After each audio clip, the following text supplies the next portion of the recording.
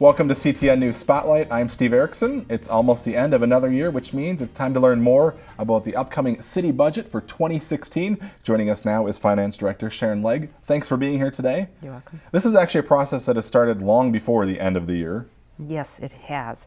It starts in about May. We bring a preliminary levy to the City Council and they workshop it in August. We come up with a preliminary tax levy, which is certified to the county, and that's what people's truth in taxation notices are based on. And then we had our hearing last night, and the City Council adopted the budget and the levy for 2016. All right, let's talk about the budgeted expenditures. They are increasing quite a bit from this year. Yes, if you talk about the total city budget, you're talking about all the different funds in the city. There's different pots of money segregated for different purposes, the biggest of which is the general fund. General fund takes care of all the operations like police and fire and maintenance, things like that. The major expenditure that's increasing is the city is going to undertake a major street reconstruction program next year. So the city will borrow about $14 million and repay it with state aid funds.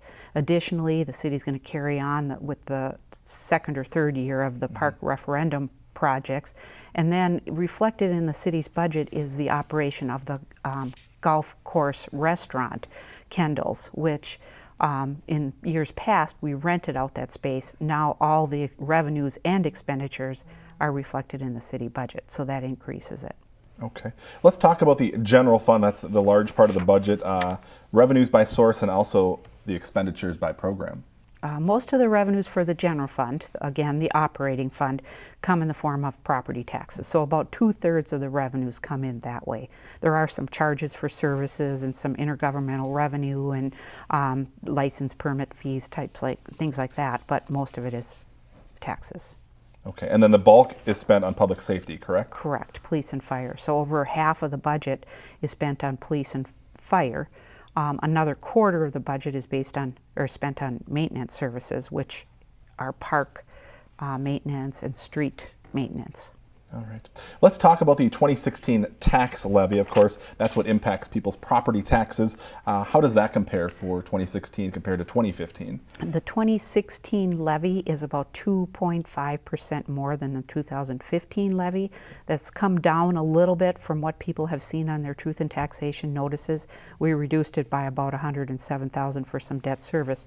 But so it should be a little bit less than what they're presently seeing. Okay. And let's talk about the general property tax levy as far as the general fund levy versus the other general levies, because those numbers are kind of changing. Well, what's kind of been the trend for the last maybe 15 years or so is the portion of the levy that's going to the general fund or operations has come down. So in 2005, over 90% of the budget or the levy was spent for the general fund budget.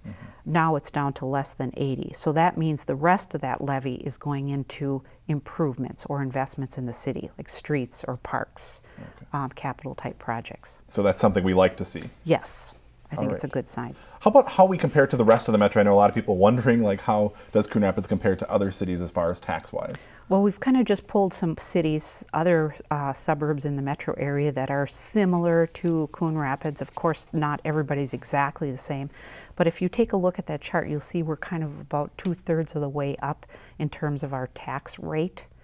There's some that are higher, of course, and then there's some that are lower. It depends on your tax base and the amount of dollars that you're spending. All right. Well, of course, the budget does address the core community responsibilities and supports the council's long-range strategic vision. So obviously this is an important thing each year. Correct. There's a lot of effort and thought put into the whole budget process by all the department heads and activity managers. And then the city council goes over it after we go over it. So there is a lot of thought put into it. All right. Well, we appreciate you being here today and briefly explaining the budget as much as you can in a quick little 5-minute segment. If you want to learn more about the city budget, you can find more online at coonrapidsmn.gov. That's going to do it for CTN News Spotlight. We'll see you again next time.